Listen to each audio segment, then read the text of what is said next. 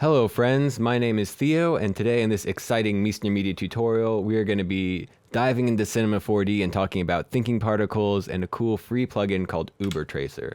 So without further ado, let's get this bad boy opened. Alright, now Cinema 4D is open. You can see right away that my setup is probably a little bit different than yours. I'll do my best to sort of direct you in ways that it's kind of universal, that you can get to all the buttons. But if I miss anything, just leave it down in the comments. I'll do my best to reply and let you know exactly where that button is. So the first thing that we're going to do is we're going to add a sphere. And this sphere is what we're going to emit our particles onto. It isn't really essential for the effect, but it's a really good thing to know how to do in thinking particles. So we're going to do it. So we've got this sphere. We're going to just make it editable by selecting it in your objects panel and hitting either C on your keyboard or clicking this little button right here.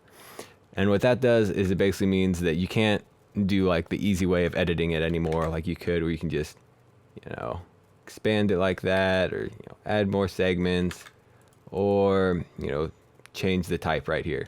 So hit C, make it editable, and now we have this, but no particles are happening. We want some particles. We came to this tutorial to learn how to make cool particles. So what do we do to make particles? We add a null object, and what a null object will do is just be sort of this blank placeholder for our thinking particle data. So we'll name this TP, hit enter, and call that good. Right click, hit Cinema 4D tags, go down to Espresso, and we open up this Espresso window, which is weird and graph papery. And if you've never been here before, you might be like, what's going on? What do I do? This isn't 3D. I thought I was using a 3D application. Well, you can calm down because it's actually pretty simple once you learn the basics of it. So what this is it's a place where you can make what are called nodes, which are basically bits of information that you can link to other bits of information and have them be processed through other bits of information. So without trying to explain it too much, we'll hop in, and it's pretty self-explanatory. I'll try and explain some more as we go along. To make nodes, you can right click and do new node, and you've got all of them here. I'm going to go over here in my X pool and do system operators, thinking particles, and then I've got all my stuff I want right here. So the first node that we need is called the p-born node. You just click on that and drag it in here. You can also right click, new node, thinking particles, TP generator, p-born. It all links up exactly the same. So now I've got this p-born node. Great. Let's see what that does. We'll hit F8 and it will start playing. We can hop back over to our view and we'll see we get this little crosshair right there. And that's all our particles. And it looks like one particle, but it's actually a bunch. To see how many particles there are, we can go up to Simulate, Thinking Particles, Thinking Particle Settings. We can see the total number of particles is right there. So we actually get just to 100 at the very end. So why aren't they doing anything? Why are they really boring? Well, it's because the p-born is really a pretty boring way of creating particles, but it's really nice and simple and lets us do sort of more with it in the long run. So hit F8 to stop, Shift F to go back to the beginning.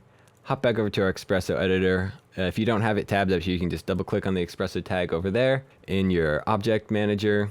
So now we've got some particles being born. Great, not doing anything. They're super boring. How do we make them more exciting? Well, the next step for making particles do what you want them to is to go under TP standard and drop a P group node in there. And you can just link them together by clicking on the little circle, clicking and dragging to the other little circle, and that'll link these two things together.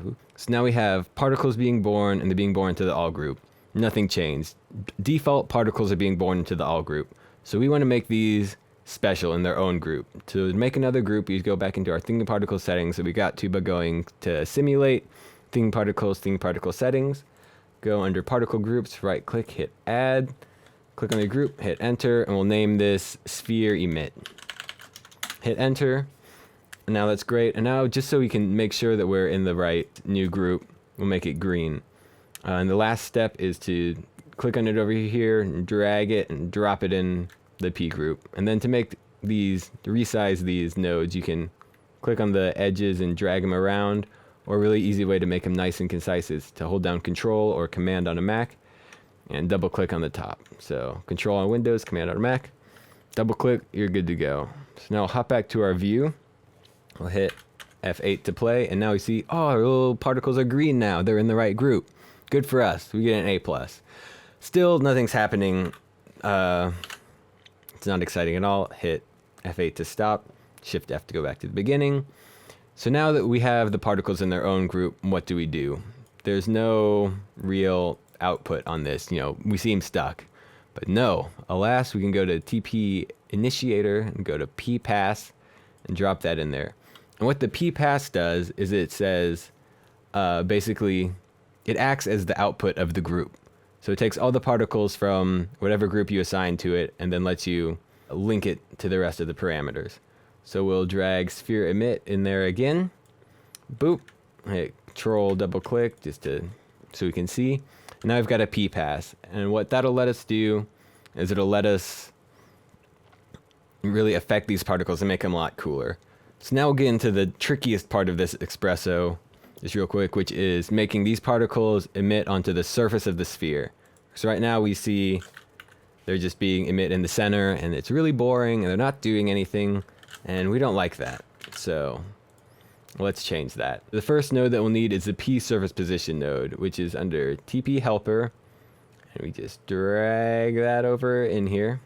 And we connect these two little outlets together. So now we've got the particle data going into this surface position thing, and we want it to use the surface position of the sphere. So just drag it in there, it'll go in this little object thing. You can change the type from face to vertex to edges. So depending on what you want to do, it's really powerful and you can do a whole lot with it. It's great. But as you'll see, we hit F8 to play, pop back to our view. They're not emitting on the surface. What's going on? This is a really tough point whenever you're first starting to figure this effect out, because it seems like you should just have them emit on the surface now. But no, you have to add one more node to get it to work, and that is the P set data node, which is under here in TP standard. Drag that in. You'll link the particle up to our ppass node. So you just click right there and boop, drag it over. And then you have to add one more thing, which is the position. And then we can control double click, and you can just click on this, rearrange it up to keep stuff neat, and then have that go to the output of the surface position. So now it is taking these particles from our sphere emit. It is telling them to look at the position of the surface area of this sphere, and then combine those two together in this P set data node. And now, if we did everything right, we'll hit F8 to play, view, and oh look, they're emitting on the surface now. This is great. This is, people are really freaking out now. This is a cool deal. We've made something happen that, isn't just default in the thing. So hit F8 to stop, Shift F to go back to the beginning. And now since we're getting particles actually happening, let's save the project. Control Shift S, TP.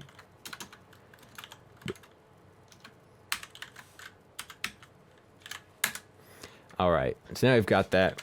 We can be saving all the time. Great. Next step is to make these particles do something even cooler. So we've got them emitting on the surface, great. Now we're tired of that. We've made that happen. It's kind of meh. We can do better. F8, Shift F, back to our Espresso editor. Now what we'll do is we'll create actually another particle group. So click on all, hit add, and we'll call this turb for turbulence, because I'm sure I'll misspell turbulence and get all sorts of comments about it. Make this red. Colors don't matter. That's just for you, for fun. Control S, and now we'll add another P group node. So we'll go P helper, P group, drop that in there. Accidentally clicked out of that. Thinking particle settings. And by P helper, I obviously mean P standard. You'll see there are two P groups in here, and we'll be using the P standard one. So we'll just link that up to our P pass for our sphere emit, and we'll drop our turbulence group in there. And now what we should see is the particles emitting on the surface of the sphere and turning red. So hit Control S, hit F8 to start playing. Go over to view, and now they're red. Great, we've got them emitting on the surface of the sphere and then going into another group that we can affect differently. So now we're making some cool stuff happen. F8, Shift F. All right, so now we'll use another P pass node, just like we've been using, and we'll drop turbulence in there. And now we'll do some cool stuff to make the particles start doing, interesting things and not just sitting on the surface of a sphere, which is cool, but we can do cooler things.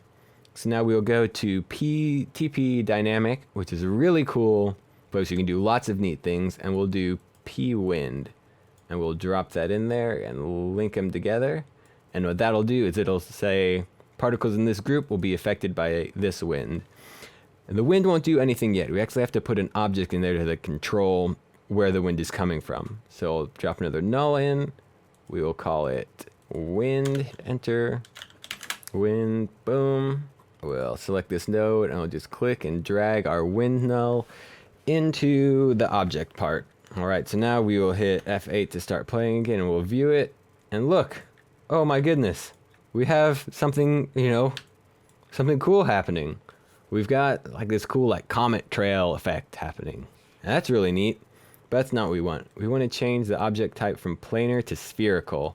And we'll see now they're all being spread out like, it's a supernova of 100-ish particles. So now to start making this a little bit more interesting, we'll change some effects. We'll make it a little stronger, like 3 times as strong. And we'll bump this turbulence, which is what we really want, up to like 1,000, something crazy. And we'll see our particles are doing a lot more interesting, crazy things, much more supernova-y. That's pretty cool. But what do we want next? We want more particles. This is weak for what we're going for. F8, Shift F. We'll jump back over to our Espresso. And we'll click on the P born. And now what we'll do is we'll actually keyframe the count, or not count. Change it to shot. And then we'll keyframe the shot.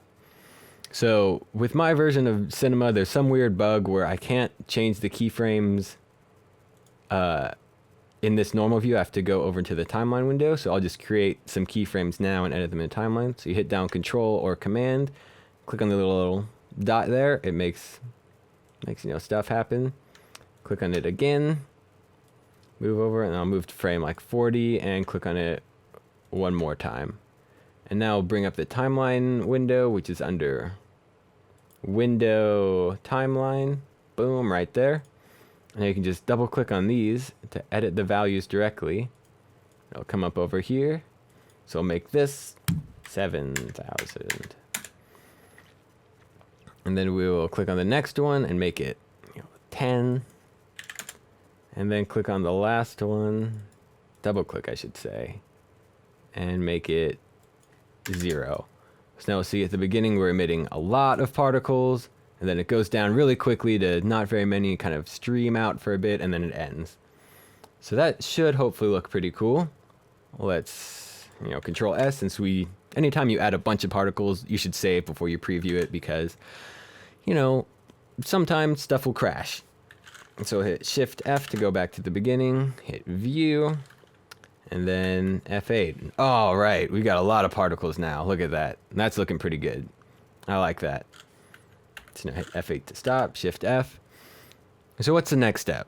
I really don't want them to just kind of go out everywhere because that's pretty weak. I want them to sort of, if you could see my hand motions, I'm really making a sort of like energy warp, organic-y, motion. So we'll make that happen. We just do that by adding a little node in here. We'll do that by adding in the P follow position node, P position follow, sorry. And we'll just, link those two up, and now we're good. And this seems like it would be a node that needs a null object, but it actually just, looks at this position down here, and is good to go. So we'll look at this. It's not going to do what we want, but we'll look and see what it does default. So we'll see stuff is just sort of collapsing inside of the sphere, which is, pretty boring. We just made that cool wind. We want to use it. So how do we fix that? Do our Espresso editor, click on P position follow, and change it from constant speed to spring, and then have it be something like 4%-ish, 5%. It'll obviously change for what you're doing. See, we need a little bit more springiness, so we'll try like 7%. Ooh, maybe that's too much. That's not bad. Try 5%. Oh, yeah. That's a 6%. All our other values worked out so well to begin with.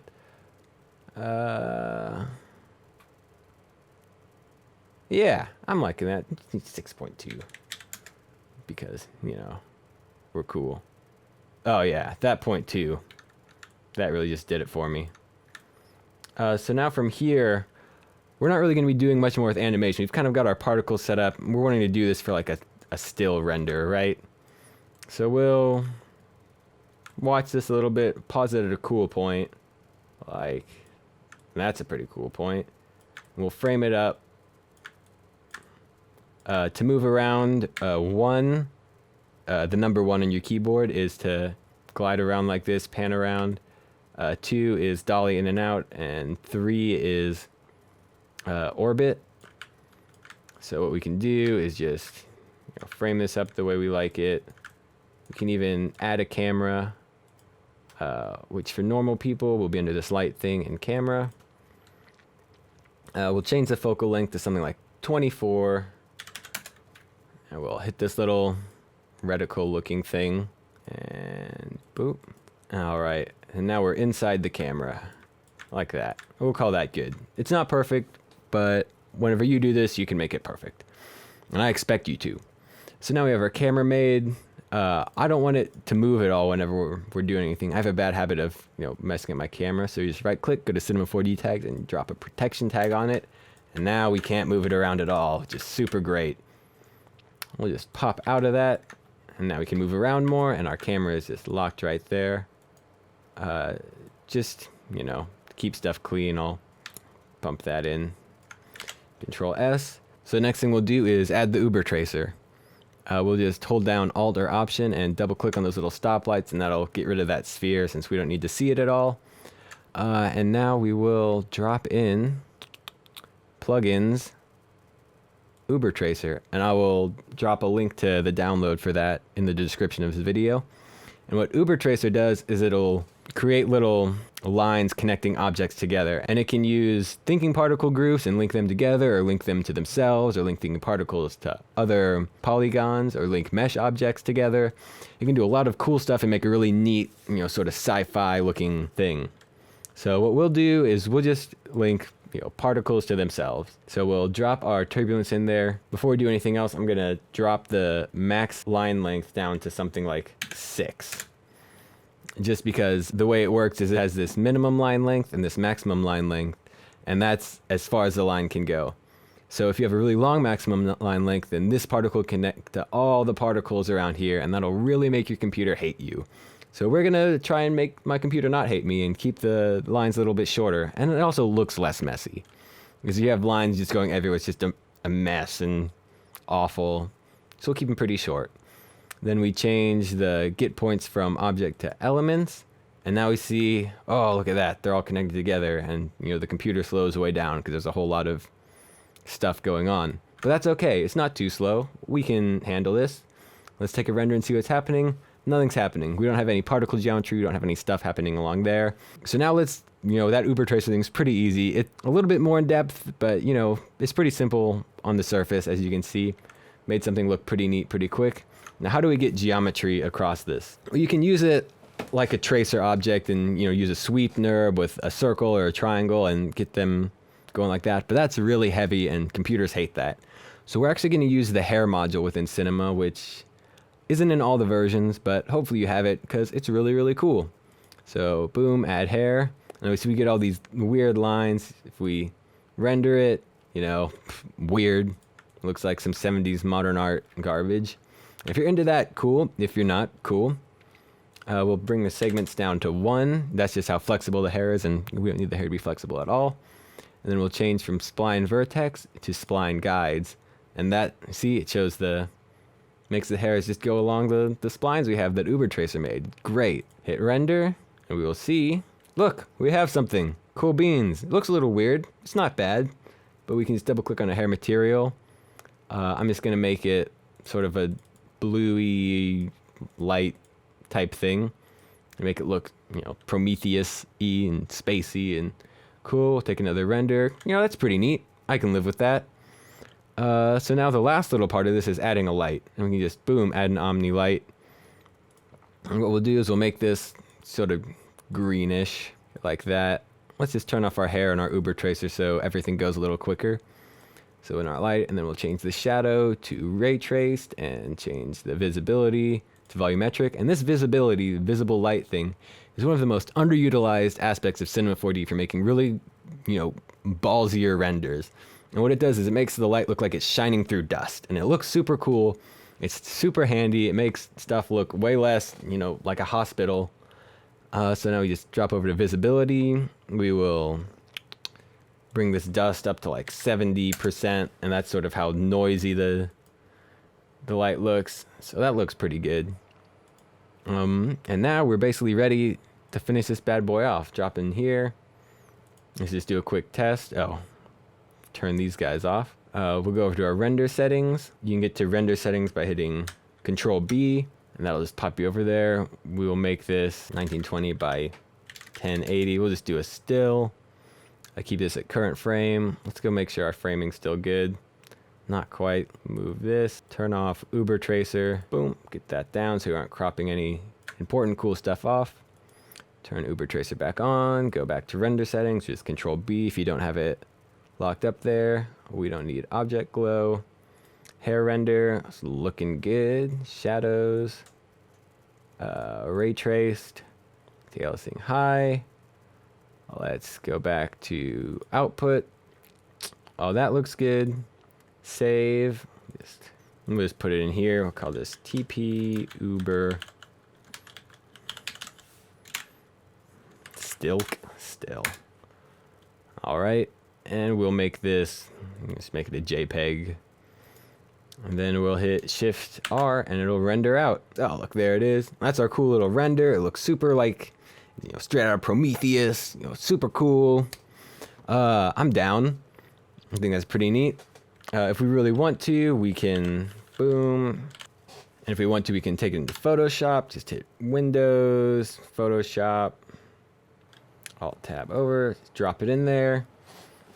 And then you can do sort of whatever you want to it to make it look cool. We can duplicate it with Control J. This obviously isn't a Photoshop tutorial. Just, do something silly with it.